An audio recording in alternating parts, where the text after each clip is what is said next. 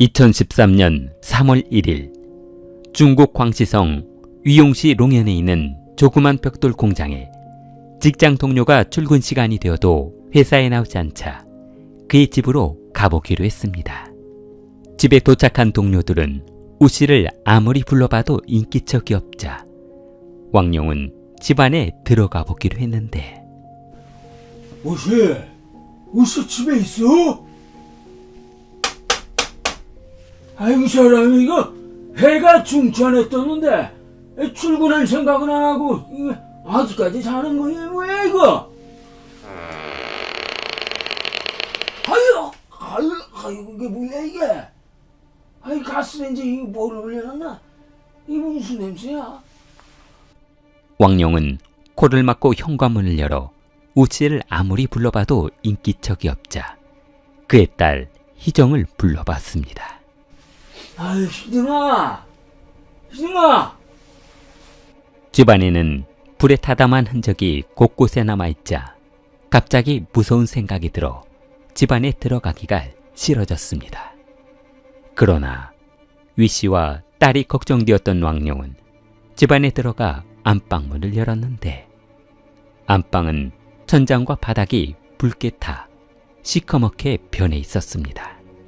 침대와 이불은 불에 타 검게 그을려 있었는데 침대 위에 타담한 이불 끝으로 나온 발을 보며 아이 어떻게 된 거야 이게? 집에 이거 불이 났었네. 위씨는 어디 가고 이거? 그때 왕룡이 이불을 걷어젖히는 순간 이게 뭐야? 왕룡은 침대 위에 죽어있는 위씨의 딸을 보며 겁에 질린 표정으로 집을 나왔습니다. 여보세요? 아니 사람이 죽었어요. 위씨의 집에 경찰이 도착하자 깨진 유리 조각이며 파손된 집안 물건으로 보아 강도가 들었던 것으로 생각했습니다. 그리고 침대 위에 있던 그녀는 불에 타 검게 그은 흔적만 있을 뿐 강도의 흔적은 남아있지 않았습니다.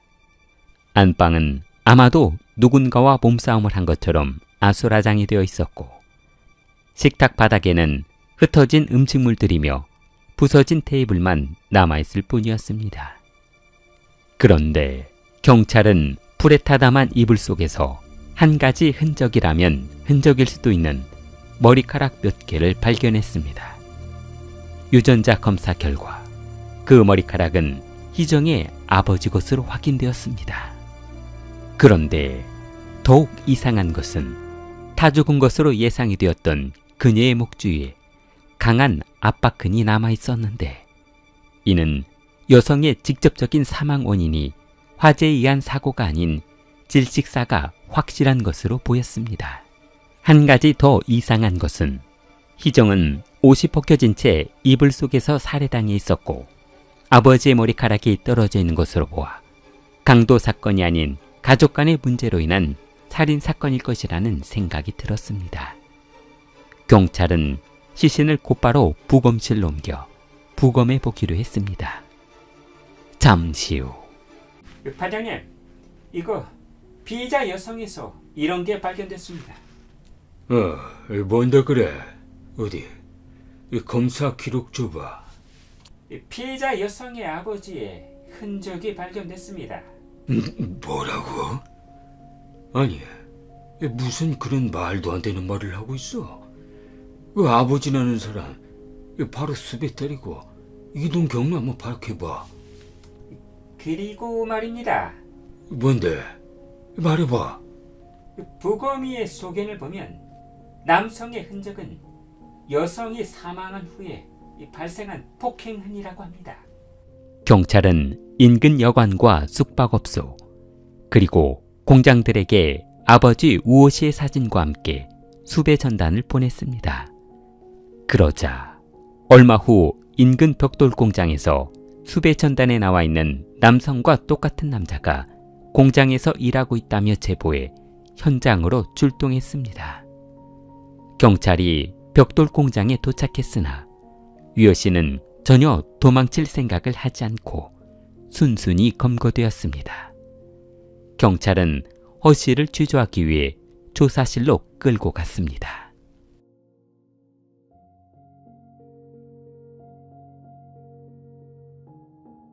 (16년) 전 지인의 소개로 만난 여성과 결혼한 허 씨는 아내와 행복한 결혼 생활이 지속될 것으로 생각했으나 그의 결혼 생활은 평탄치 않았습니다. 성격 차이가 심했던 아내와 자주 싸우던 그는 딸 희정이 중학생이 되던 해 부인과 이혼하게 되어 어쩔 수 없이 딸을 양육하게 되었습니다. 이전에 살던 집에서 이사간 허 씨는 벽돌 공장에 취직했고 딸을 공장 인근의 학교에 전학시켰습니다. 희정아, 아빠가 최대한 집에서 가까운 학교로 알아봤으니까 집에서 다니기도 수월할 거야. 그리고 뭐 먹고 싶은 거 있거나 사고 싶은 거 있으면 아빠한테 말하고. 이제 엄마가 올 수 없으니까 아빠하고 모든 것을 해결해야 하거든. 알았지? 네. 네, 그래. 아이고. 우리 이쁜 희정이 전학온 학교에서도 그 우수상 받아야 한다. 허 씨는 아내와 보내는 시간보다 차라리 딸과 함께 지내는 생활이 행복했습니다. 그러나 그의 난폭한 술주정은 이혼한 후에도 멈출 줄 몰랐습니다. 이혼한 아내와의 이혼 문제가 술만 마셨다 하면 아내를 두들겨 패는 아주 난폭한 성격이었기 때문이었는데, 회사 일이 끝난 후 직원들과 회식을 하거나 술을 한잔 하는 날에는 어김없이 지갑 물건을 부수고 희정을 구타했습니다. 야, 이 아빠 말이 말 같지 않은 거냐? 응? 그래? 네 애미도 나를 무시했으니까 딸년도 애비를 무시한다. 그래. 집구석으로 잘 돌아간다. 허 씨는 식탁 테이블에 유리컵을 두드리며 야, 술 가져오라고 분명히 말했을 텐데. 아빠, 무서워요. 저 엄마한테 갈래요. 허 씨는 의자에서 벌떡 일어서며 엄마. 그놈의 엄마 좀 그만 불러라. 아주 지긋지긋하다. 네 애미는 벌써 어떤 남자하고 잘 살고 있을 거니까 아무 걱정하지 말라고. 한바탕 전쟁을 치른 허 씨는 술에 취한 채 안방으로 들어가 침대에 엎드린 채 잠이 들어버렸습니다. 희정은 아수라장이 된 집안을 치우며 눈물을 흘렸습니다. 최대한 빨리 집에서 나가고 싶을 뿐이었습니다. 얼마 후 일을 마치고 집으로 돌아온 허 씨는 최근 귀가도 늦어지고 공부도 하지 않은 딸이 걱정이 되어 전화를 해봤습니다. 그러나 딸은 수차례 전화를 해도 받지 않았는데, 아이고, 무슨 일 있는 거 아니야? 내가 술 마시고 집을 난장판으로 만들어서 그러는 건가? 그나저나 돌아올 시간이 다 됐는데. 다음 날 허 씨는 퇴근 후 직장 동료들과 집에서 간단한 요리를 준비해 식사 겸 술을 한잔 하기로 했습니다.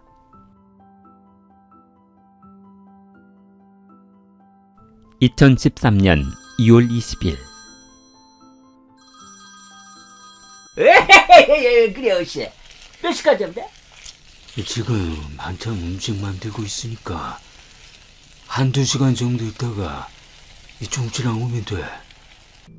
주방에서 한참 요리를 하고 있던 허씨는 그런데 말이야. 내가 요리를 하느라 술을 안 사왔는데 오는 길에서 술 좀 사다 줄 수 있지? 아이, 나 이거 자네 걸려서 좀 늦을 것 같은데. 이왕 쏘는 거 그냥 자네가 술까지 쏘지 그래. 화끈한 게 좋잖아. 나이 참. 그럼 내가 요리도 하고 술도 사니까 다음에 왕씨하고 쫑찌가 술 한잔 사야 되네. 나 지금 거금을 써서 위샹로스하고 꽁따오제대 마라샹궈를 만들어 놨다고. 그러니까 다음에는 아가씨 나오는 술집으로 말이야. 알았어. 자네 끝나는 대로 쫑짜고 바로 갈 테니까 걱정을 말해. 허씨는 루천과 통화가 끝나자 만들어 놓은 음식들을 순서대로 식탁 위에 올려놓았습니다.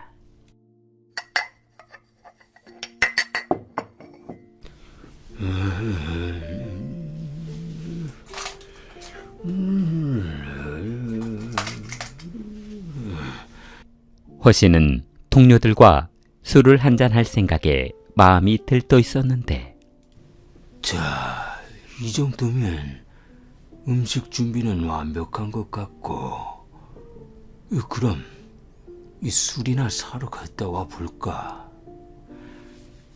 지갑이 어디 있더라? 요리를 마친 허씨는 안방에서 지갑을 챙겨 마트로 향했습니다. 잠시 후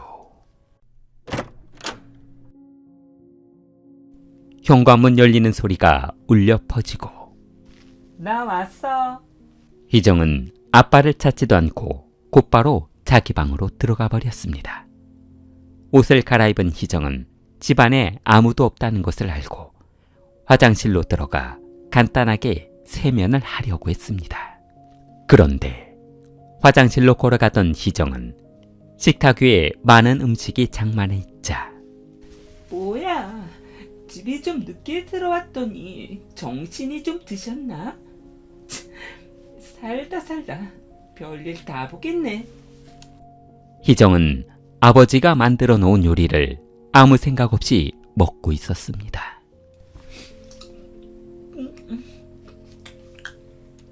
식탁 위에 있던 요리를 다 먹어치운 희정은 식곤증이 밀려와 화장실에 들어가 간단히 씻고 방에 들어가 잠을 자려 했습니다.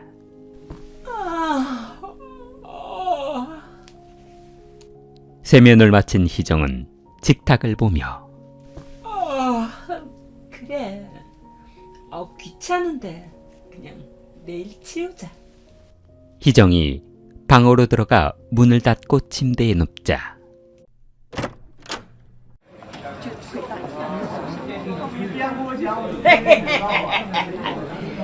이거 살다 보니까 이 옥수수를 다 얻어먹네 길이야. 그러게 말입니다요.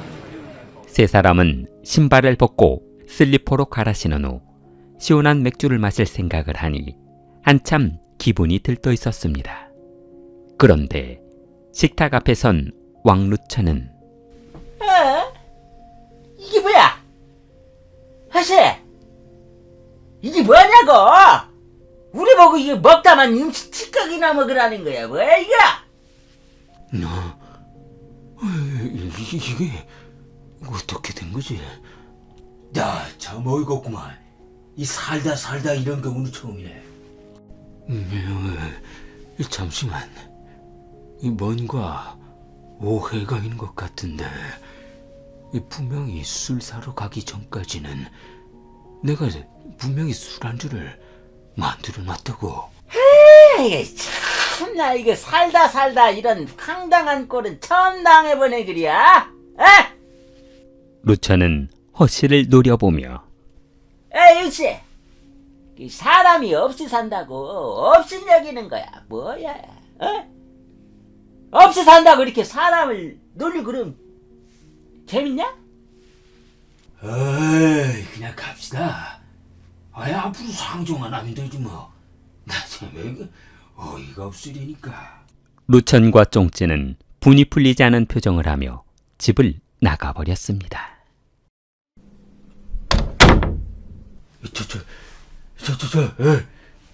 직장 동료들이 집을 나가버리자 허씨는 자신이 요리해 놓은 음식을 먹을 사람이라고는 딸밖에 없을 것이라는 생각을 하고 발로 희정이 잡고 있는 방문을 걷어찼습니다. 야, 일어나봐. 야, 일어나보라고. 허씨가 침대에서 희정을 일으켜 세우자 잠에서 깬 희정은 무서워 아무 말도 하지 못했습니다. 회사 사람들 앞에서 나를 개망신을 줘? 야, 개망신을 주냐고. 그게 너 처먹으라고 만들어 오는 음식인 줄 아냐고. 잘못했어요. 허씨는 희정이 잘못했다며 빌었지만 분이 풀리지 않아 계속해서 때렸습니다. 그때 희정이 일어서며 나 이렇게 살 바야. 차라리 술집이나 나가서 일할 거야. 이 집구석에서 나갈 거라고. 뭐야? 이 자식이. 내비가 너를 어떻게 키우는데 그따위 말버릇이야. 왜? 내 마음대로 살 거라고. 술집에서 몸 팔고 춤추고 산다는데 아빠가 무슨 상관이냐고. 이게 부자부자하니까. 순간 허씨는 그동안 곱게 키웠던 희정이 자신을 배신하는 것처럼 느껴져 배신당하는 기분을 참을 수 없었습니다. 분노를 참지 못한 허씨는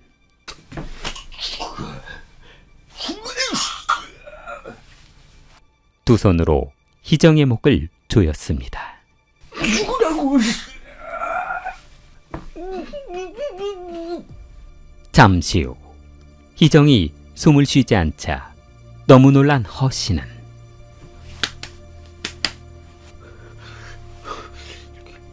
희정아, 일어나봐. 희정아. 희정이 숨을 쉬지 않자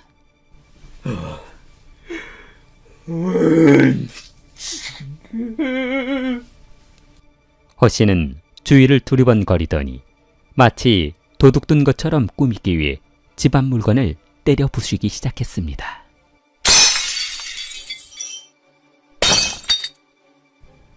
그래. 어차피 죽은 거 싸그리 태워서 흔적이라도 없애자.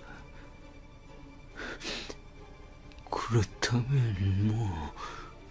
허씨는 침대 앞에서 바지를 내렸습니다.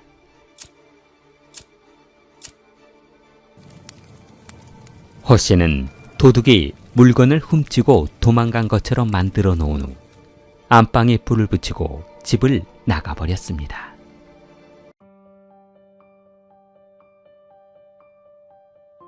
(2013년 3월 1일) 허씨의 동료들은 한 번도 결근한 적이 없는 허씨가 출근을 하지 않자 왕률과 왕루천이 허씨의 집을 방문해 보기로 했습니다.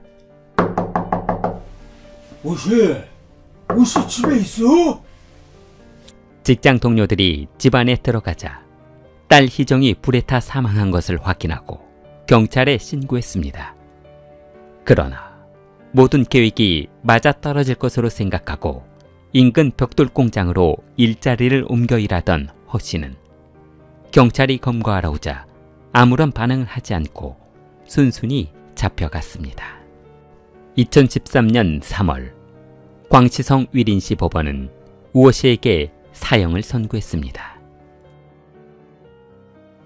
길레를 후원해 주시는 멤버십 여러분에게 감사의 말씀드립니다. 길리를 사랑하는 마음을 좋아요와 구독으로 표현해 보세요. 길리였습니다.